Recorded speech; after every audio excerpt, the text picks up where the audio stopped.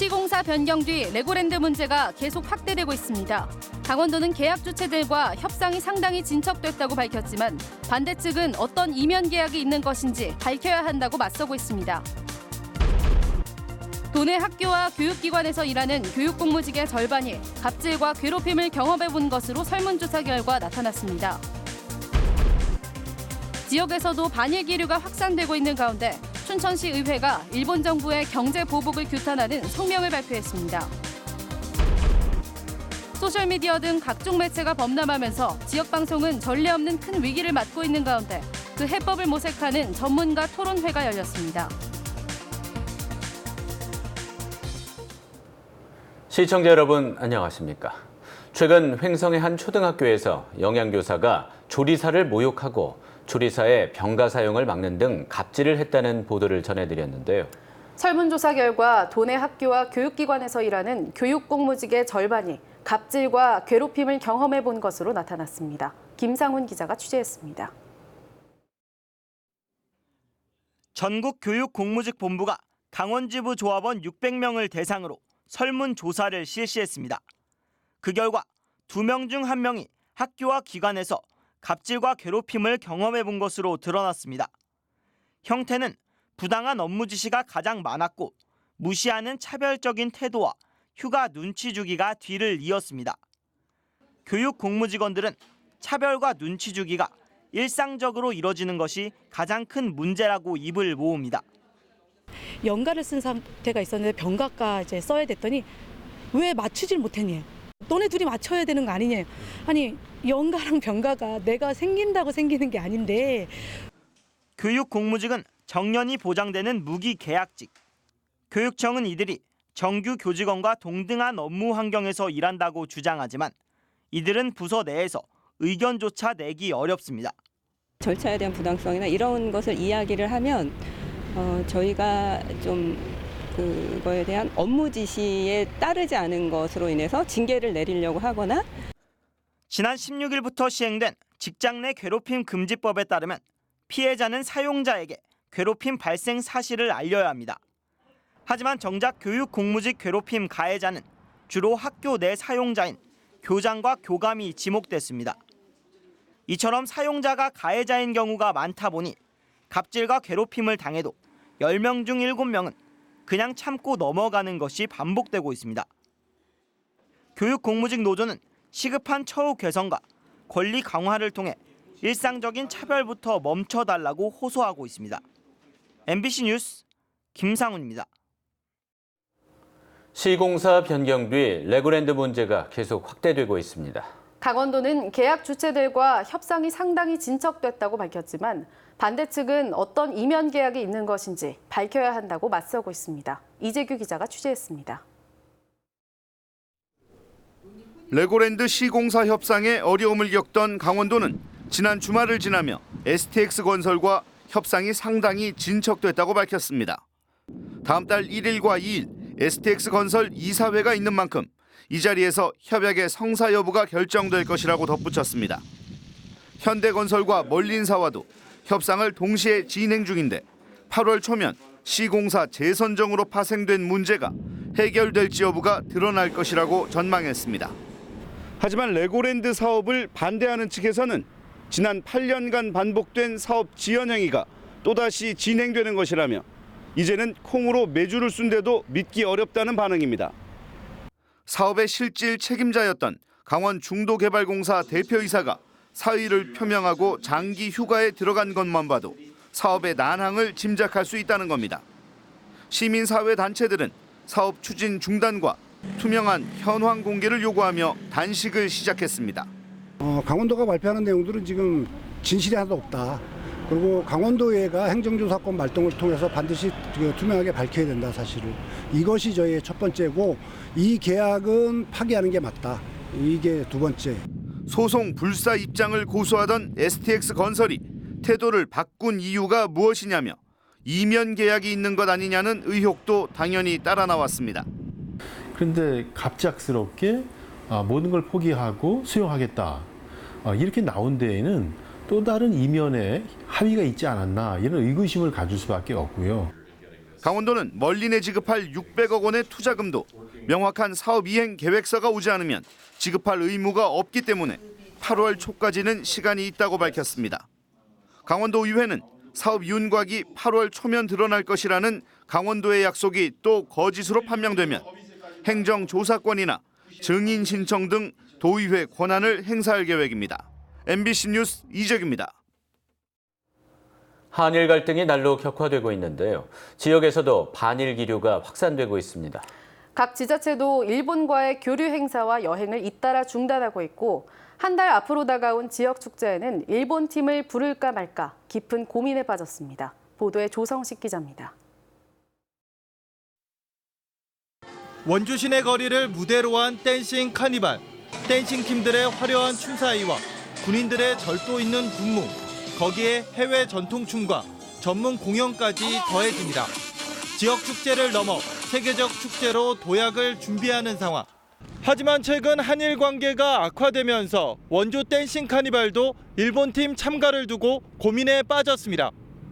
이번에 4개 팀 100여 명이 방문할 예정인데 문화 교류 형식의 일본팀 초청이 다소 부담스러운 분위기입니다. 감정적인 대응이 일본 측에서 심화된다 하면 저희도 심각한 고민을 할 수밖에 없는 문제인 거고, 만약에 심각하다면 정리를 해야 되지 않을까 그런 생각도 좀.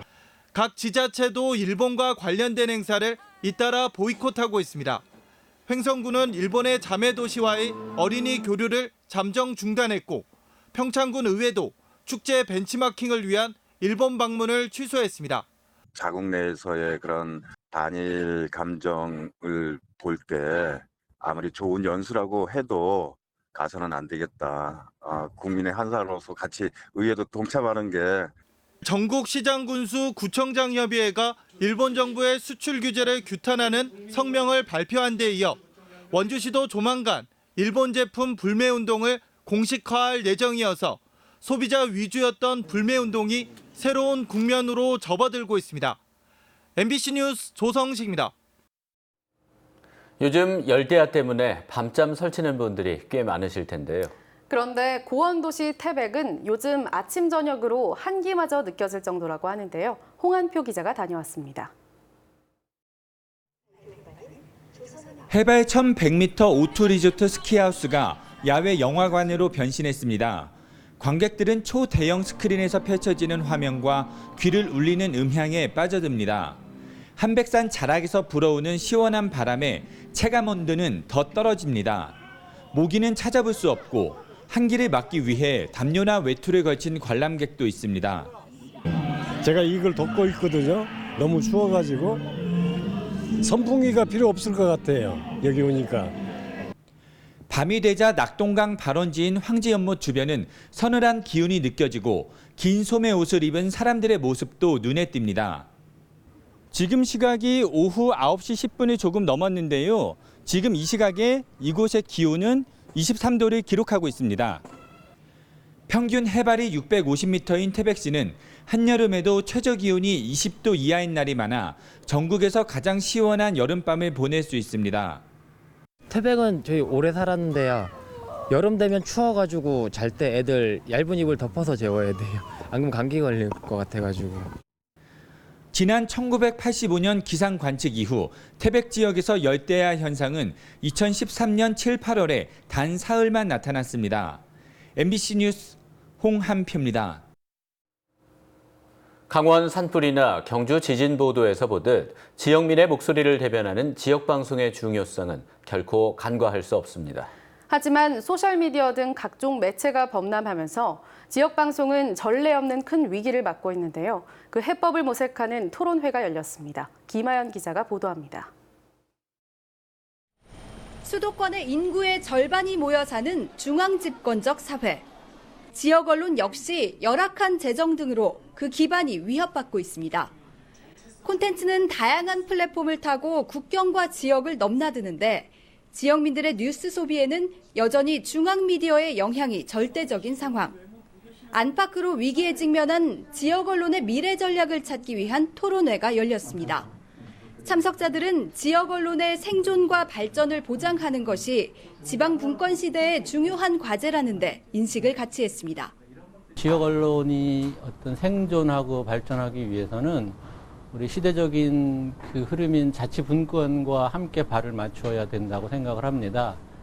핵심은 법 개정인데 우선 방송법의 지역성 개념을 명시해 지역방송에 대한 지원 근거를 마련해야 한다는 목소리가 제시됐습니다.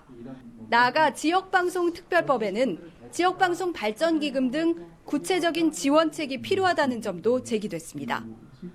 현재 중앙과 지역의 방송통신 정책을 총괄하는 방송통신위원회와 별도로 지역방송의 정책과 지원을 담당하는 지역방송위원회 같은 기관을 설치하자는 제안도 나왔습니다. 지상파 방송 전반을 이런 인터넷, 모바일, 유튜브, OTT 이런 시대에 공공적인 그런 역할을 수행하는 미디어로 법에다 명시하는 게 필요하겠다. 무엇보다 지역방송이 다양한 시민 참여 모델을 시도하는 등 지역사회와의 유대를 강화해 그 존재 가치를 스스로 증명해야 한다는 자성의 목소리가 높았습니다. MBC 뉴스 김아연입니다.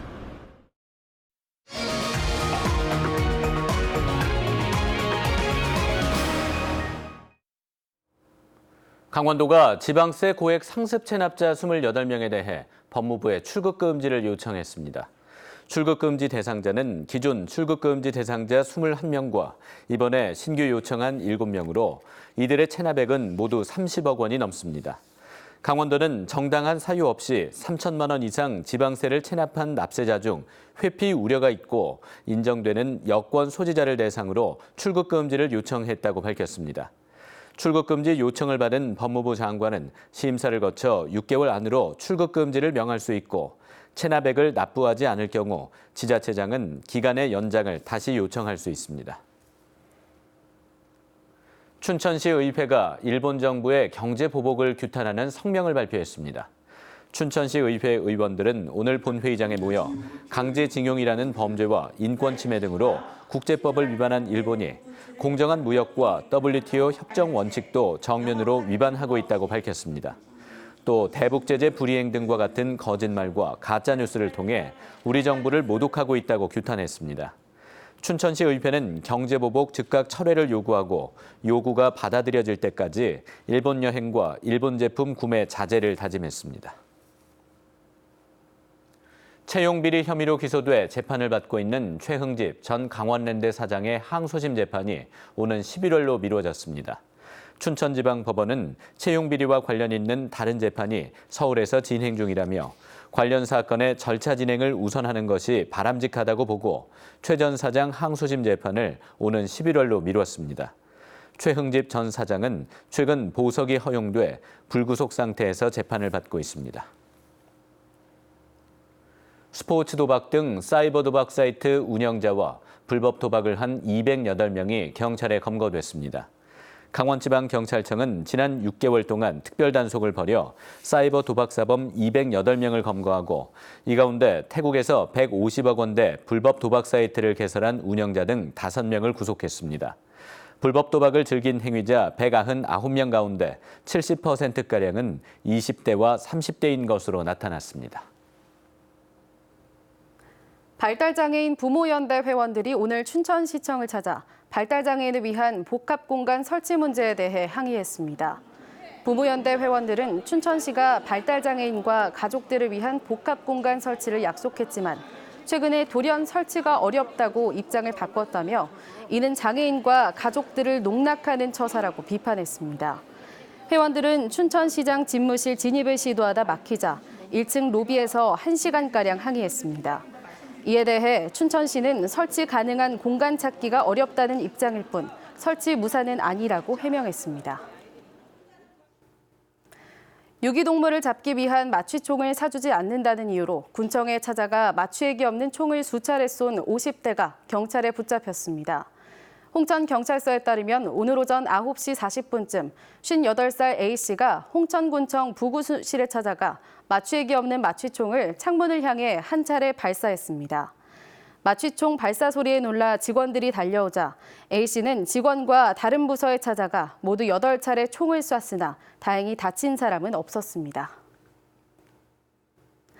춘천의 한 보험회사에서 상사가 여직원을 강제추행했다는 고소장이 접수돼 경찰이 수사를 벌이고 있습니다. 춘천경찰서에 따르면 춘천의 한 보험사 여직원 4명은 상사 A씨가 몸을 쓰다듬거나 갑자기 뒤에서 끌어안는 등 추행을 했다며 지난 15일 고소했습니다. 피해자들은 회사 측에 시정 조치를 요구했지만 오히려 퇴사를 당했다고 주장하고 있습니다. 경찰은 피해자 조사를 마치는 대로 가해자로 지목된 A씨를 불러 조사할 계획입니다.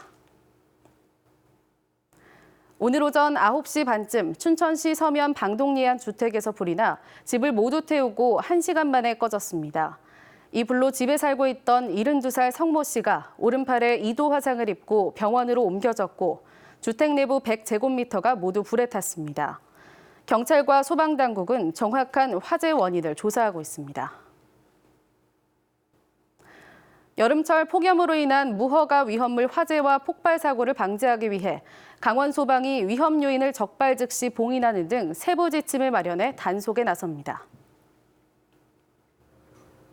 이상으로 뉴스데스크 강원을 마칩니다. 시청해주신 여러분 고맙습니다.